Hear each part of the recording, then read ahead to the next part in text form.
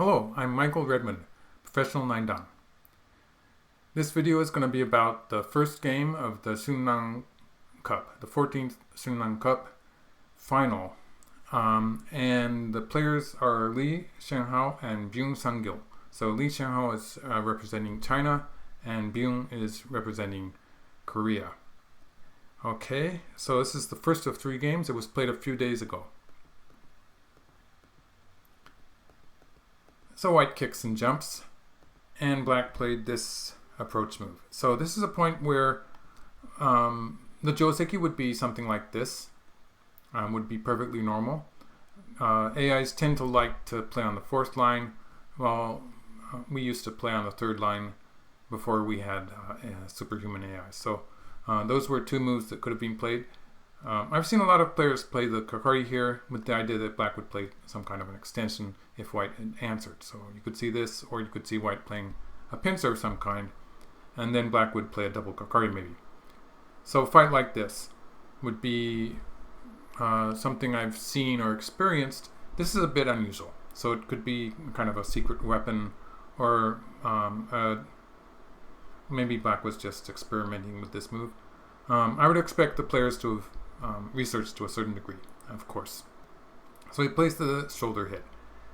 In the old times, the rule of thumb was to either push on the 4th line or the 3rd line against the shoulder hit. So if white plays on the 3rd line, and if black extends or something, in this case white already has the stone in the corner, so white would not be playing any more local moves like this, but maybe here would be a good point. Or if white pushes, usually if black extends, white would be planning to slide. So pushing once and then sliding was the old joseki. It is slightly different because of the fact that white has this stone on the left here. So in the game, white just slided immediately. There's some aji to the left, which black actually took advantage of it immediately. But it's a small difference. So black plays here. So in this whole sequence, it seems that black is trying to get into the corner. So black could have done that just by sliding. Let's put a slide in here. So if black slides, he can get a piece of the corner. So that would be one way to do it. He's trying to do it slightly more efficiently. So he's trying to get a better shape into the corner, and with the idea of making a base for this stone by getting into the lower left corner, by creating a strong group based on that marked black stone, he's reducing the danger of white invading the left side. So instead of playing some move like this, which would surround the left side, black is trying to be a bit more efficient than that by creating a strong group in the lower left corner. So how this attachment at e4 works that way is that when white pushes through, or if white had answered underneath, black would play here anyway. Black's going to play an attachment here, so black's trying to get a slightly better grip on the corner by playing this exchange and then playing here. So if any point, if white tries to save the corner, white actually can do that, but black's going to get some more forcing moves from the outside. So after this, black could play away, or black could continue locally with something like this. In either case, you can see black got a lot of forcing moves from the outside and a fairly strong group. So even if black plays at 6, this would accomplish the purpose of getting a strong group there that reduces the value of a white invasion towards the left side. I suspect that maybe black's not going to play at 6 after all. Could play some other big point on the board. So white plays here. So this is what we used to call kiai. It's a less used word now that we have AIs that give point values to every move we play. But like it's just white refusing to fall into black's plan, and black plays here.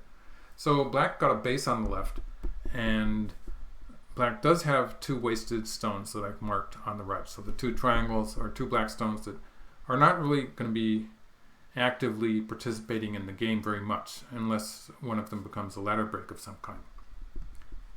So 2 sort of wasted moves, and the white moves that are surrounding them are more valuable. They're more efficient. And so there's some loss that black took on the right in order to get this good shape on the left. So black does have a good shape here, which is kind of a settled group already. So this reduces the value of invading the left side for white. And it means that black doesn't have to worry about that. So that's sort of efficient in itself. And the price that black had to play was the 2 marked stones. So it's a trade-off. My computer tends to give white a good score throughout the opening when it's a 7.5 point komi. So since this is a Chinese sponsored game, it is a 7.5 point komi, as we say. Chinese rule, so it's actually 3 3/4 stones, but it's the same thing basically. So white invaded the 3 point, and here, yes,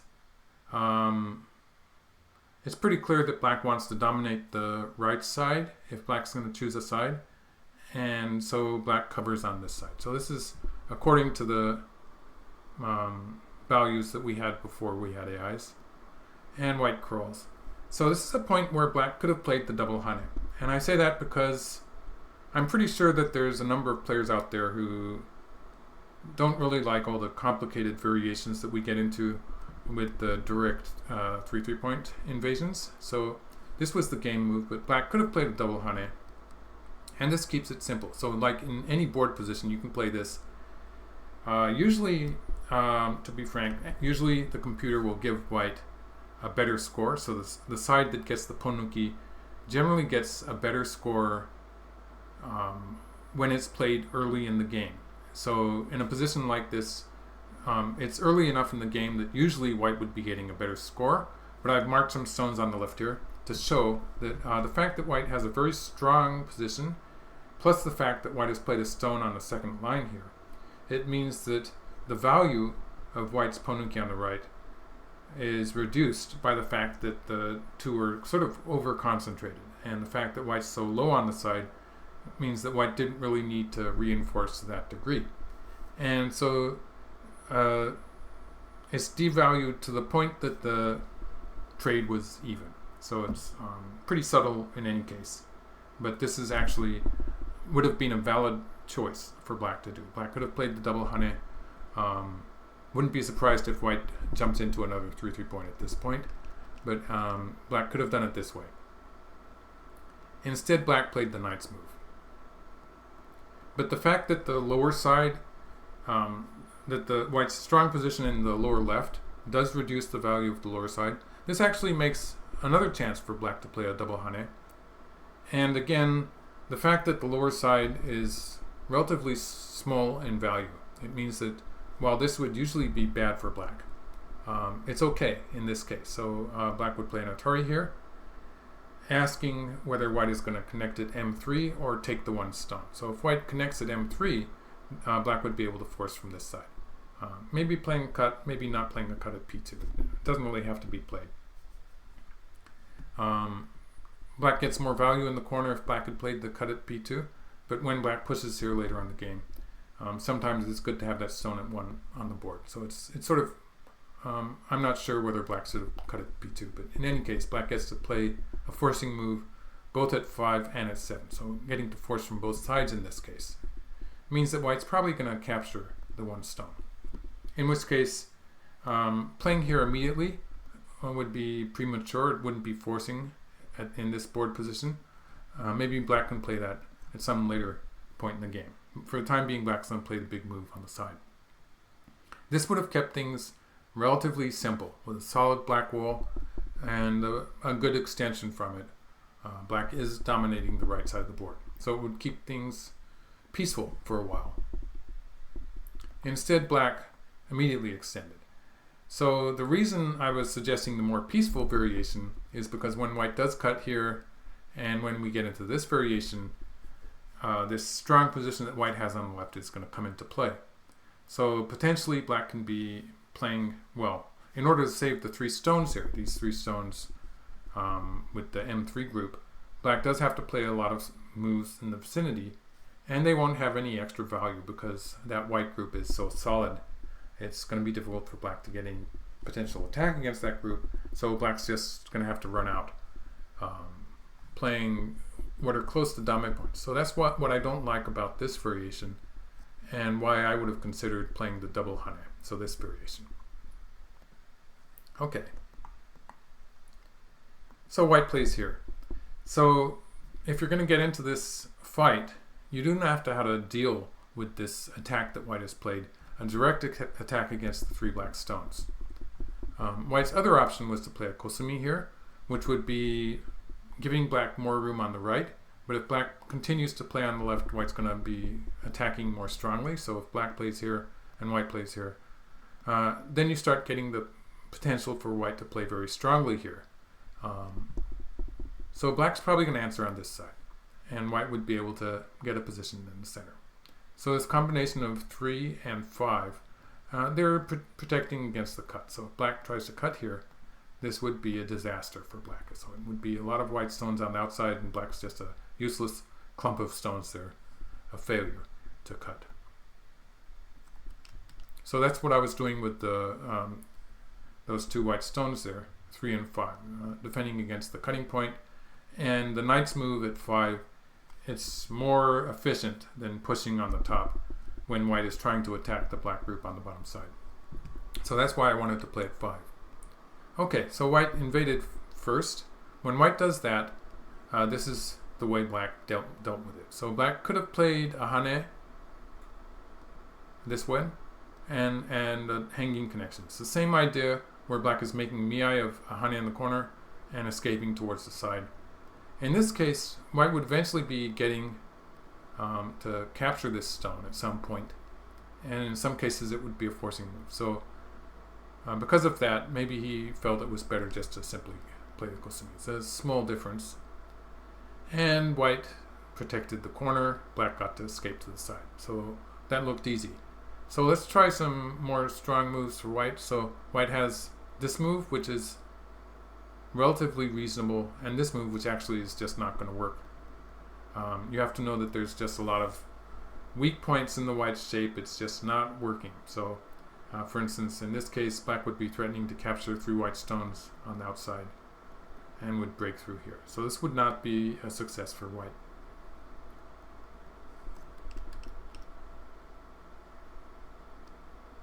Okay, in the game, white protected the corner. Let's look at the other variation. So if white plays here, again black will play here.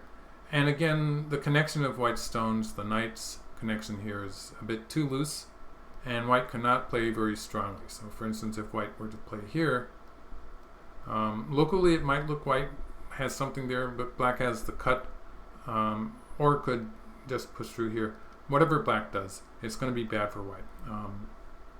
This would be bad. Black could just push through and cut here, and white's position on the outside is not going to hold together. So this is just, there's probably a number of ways I could have done that.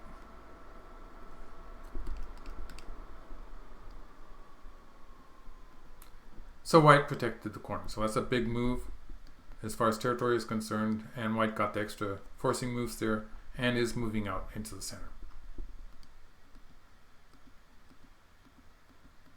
So this was a natural, almost a forced sequence up to this point, and black played here. So at this point, I would say that the right side is more important. It's the more volatile area. It could become a black moyo, or it could become an area where this black group, it doesn't have complete eye shape when white gets to this point. So if white plays here, if we just ignore the whole side and just look at it locally, and we look at a position like this, it's not alive yet. So like if white were later to play here and here, black would not have enough room for 2 eyes. So locally it's a dead shape. Of course, in actual play, white has to deal with the group on the right. So a more realistic idea would be, well, white could start with this, but then white would be, for instance, playing towards the corner or something like that, but would be looking to push through and cover on the second line as soon as possible. So let's see, something like this, and black's group would not be completely alive yet. And so the whole idea would be not to kill the black group outright, but if black were forced to put a stone in later, it would be bad Okay, so white started with this. It's the same idea, but not so direct. So if black were to play from the corner, which quite often is the right idea, then white would end with this move. And it would be the same idea for white to attack black, because putting another stone to defend this group on the right side is going to be painful. So white's improving the two groups, the group in the center and the group on the right side, while putting pressure on the black group on the right. So this would be white's idea. So in this case, I'd say it's correct for black to be covering from the outside. Sometimes it's a bit difficult to choose between these two moves, but in this case, the right side is more important. Okay, so here, it would also be a joseki to play here, and white would slide. So this would give white a living shape in the corner. Later on, towards the end of the game, this would be a big move that would quite often be sente. So it would be threatening the clamp at S13, and quite often it would be sente. So white would have a healthy group in the corner. So the point with this move is that not only is it good for territory and surrounding the right side, it is taking away white's eye space in the corner. So if white were to play something like this, just the fact that black has that sliding move at T18, for instance, or in some cases black could get to S18, it means that white doesn't have eyes in the corner yet. So if white does this, white would still need to protect the corner with another move. So it's sort of painful. So that's why white curled on the third line. So that's what black accomplished by playing at S15 there. Black got a better territory on the right. White is crawling a couple of times on the third line in order to jump out. And it's a good way for black to build on the right side. So that was working. Black played here. This is the kind of a shape move. It's the vital point in white's position. Obviously, black could not save the one stone. That was a net. So black is peeping here. And white took the one stone. There's the question of white's eye space. So black would sort of like to be able to peep once more, but if black did that, white would cover on the outside. And this would be sort of painful. So just the fact that black is being forced to connect there, it's painful. Let's see. So if black plays here, it would be like this. If black plays a hane, actually white cannot capture it outright, but black doesn't have time to cut here because this would die. So I guess something like this. Again, it's sort of painful for black to be connecting dame points like this. So that's why black extended, and white did get to play here. So this is an important move, giving white two eyes. So white has an eye with this stone and an eye here that cannot be taken away. So that completes the life for the white group, and black played here. So black's building on the right side, and white played away. So it's sort of natural for white to play away, but actually jumping out here was a really big move, which would be reducing black's territory, threatening the push here next. So if black plays here though, white is sort of caving in a little bit, so that's important for white to play this exchange. Or if black pushes through, this is going to have a bad effect on black's position on the left. And at some point, white's going to be able to play here anyway. So white does have potential to reduce that right side anyway. So this would be playable for white. Instead, white plays this move. It's a big move in the corner. And black plays here. So this is where the game started to look good for black. Black is the Korean player, Byun Sangil, and white is the Chinese player, Xuanhao. So this is really big because it makes it sort of awkward for white to be pushing out in the center. So if white had played here, white would be able to poke out a little bit, but it would be giving black a good position on the outside. So black would have more potential towards the left side of the board. Now when white played away, black immediately covered here. So this closes off the center. It's a big move. I think black has a small advantage, but it's still a very close game at this point. Okay, so they're entering an end game. It's a very close game. You can see all the groups seem to be fairly stable. So the white groups are alive. More than 10 points here, a few points here. Less than 10 points here. More than 10 points here. close to 10 points here. So it's sort of averages out to something like 50 points. And yeah, that's as precise as you really need to be at this stage of the game. Like, you could make a more precise counting, but it's probably not worth the time, especially when you have a timed game. So black's territory here is probably more easy to count. It's something like 40 points though. And black has a territory of something like 10 points on the left side and some thickness towards the center. So it's a close game. So white plays out. So this is a multiple value move. So first of all, white's moving towards the center to reduce black's potential in the center.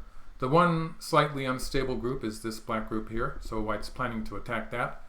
And white has some ideas that he's going to surround the top side there. So it's three purposes for that move. This defends the black group by making a potential eye in the upper left corner. So that's an eye that actually is sort of tricky, and we're going to see that played out in the game. Okay, so white starts to surround the top side, and black plays here. So this is a really sharp, exciting move.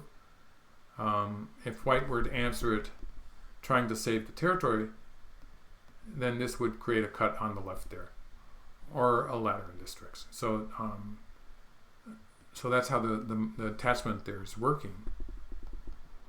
And they got into this trade. So black did close off the center and has reduced the top side, and in return white gets this attack against the group on the left. So black has this potential eye towards the corner and has an eye on the side. So you might think black is okay, but it's not 100%. So white started by reinforcing the group and finishing the territory on the top. So white does have a territory there on the top side. And that attachment, it turned out to be really important. And black has finished a little territory there on the side. This area here is just going to be one eye. So black is relying on that eye in the corner, which is not 100%. So at the least it's going to be a ko. But it's a dangerous ko for white to play also. So black covers. This is a position where usually you would not be able to cover because of the cut here. But it's not a problem because even if black just plays like this, this gives black an eye with sente. So it would make it really easy for black to have a living shape. So black could play here or could just play the kosumi. So instead of going after that one stone, white throws in. And so yes, first of all, if white plays here and here, this is the variation where it could have been a ko. It's a ko, but it's a ko that potentially very dangerous for white too, because white really loses a lot of points when white loses the ko. So there was this potential ko. I guess white just didn't have enough ko threats, because black does have ko threats against this group in the center. This is bigger than the ko itself. And black has some ko threats against this group in this area also. So I guess it was okay for black. So instead white plays this move. So this is exciting. It's sort of a ko variation in itself. So if black were to play here, then white would throw in and throw in again. And if black takes that, then it's going to be dead. So black would then be playing a move maybe here or maybe here, and it would be a ko there. So this is a ko, but again, white's position on the outside with this black move here, it's not all that secure. So there's a bit of a problem that white has on that side also. So white plays the, so actually yes, so that was one of the ways it could have been a ko, but instead black plays here. Now usually this one, it's a well-known life and death problem. Usually it's dead. So we'll see how that works when white plays the tetsuji here. So if white had played here and black had played here, then this would have been a living shape, because black, if white plays from this side, 4 is a forcing move, which allows black to win by one move.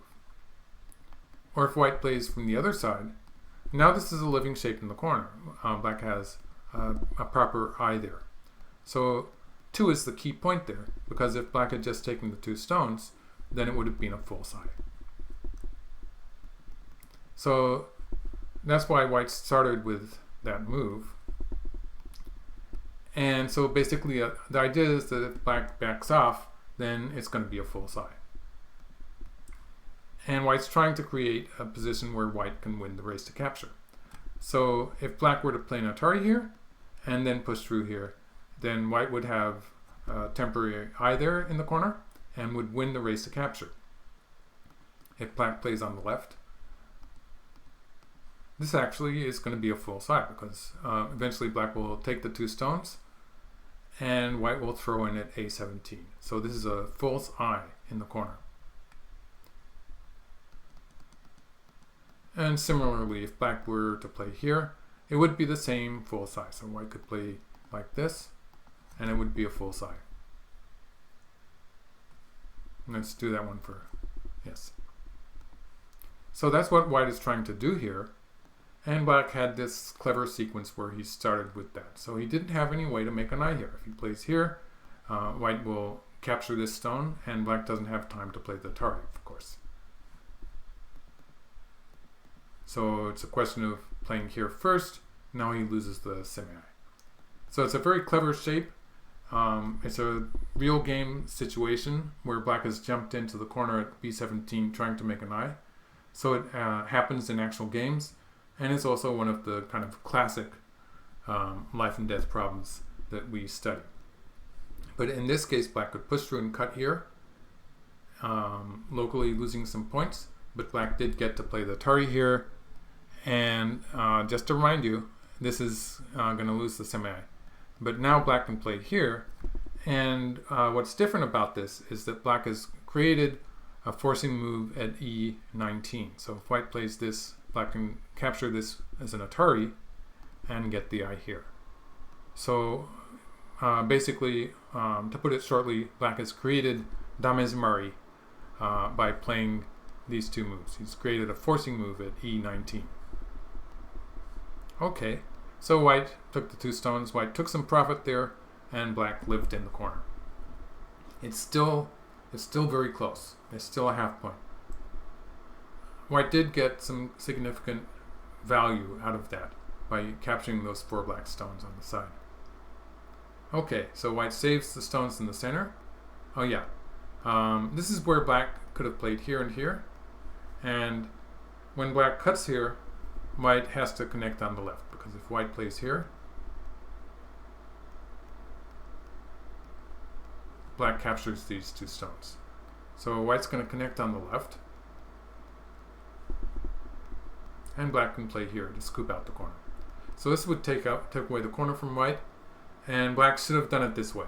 So after he played that brilliant sequence on the left, somehow he missed this endgame. It's a pretty standard endgame sequence. That's what it is to be human, I suppose. Okay. So white got to cover there. That's a big move. And I believe Katago thought that, oh yes, it had some issues with the moves here also. But it believes that white is winning by half a point.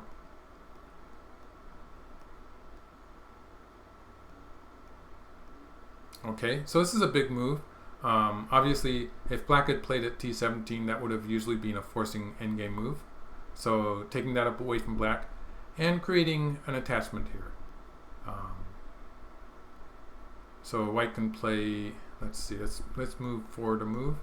And so at some point white can play here and play an attachment here to scoop out some of the black territory. So there's some added value with an extra 2 points if we compare to a normal endgame move. Okay. Alright, so playing big moves, and they're just playing the big moves in order. And this is apparently where white lost the game. So this is a half-point difference. Actually, in the end, black was 1.5 points ahead. And white's correct move was to play here. And this involves some ko's. Looks like white's going to win by half a point. Yes.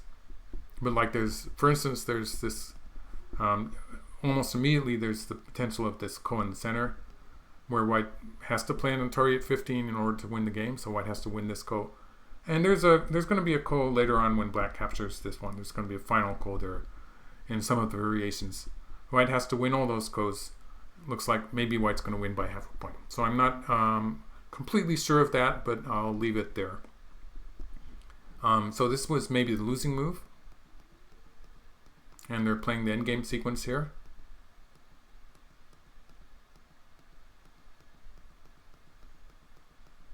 Just to take it to the end of the game.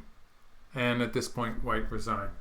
So I did try to research the endgame. So just to, yeah, that I just made a different variation there.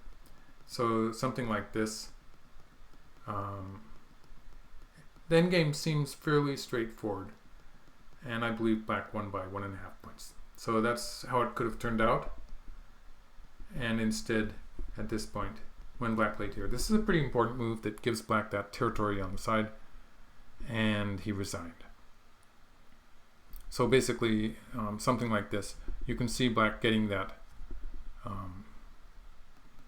maybe this way. So black's going to get the territory, whereas if white had played that point, then black would have been putting in a stone eventually at b5. So that's why that final move was pretty big there. So that was the first game of the Chunlan Cup final, and it was a best of 3. And so Byun Sangil, playing for Korea, won the first game, and I'll be making another video for the second game of the series. Thank you for watching, and don't forget to like and sign up to my channel for more videos. Thank you.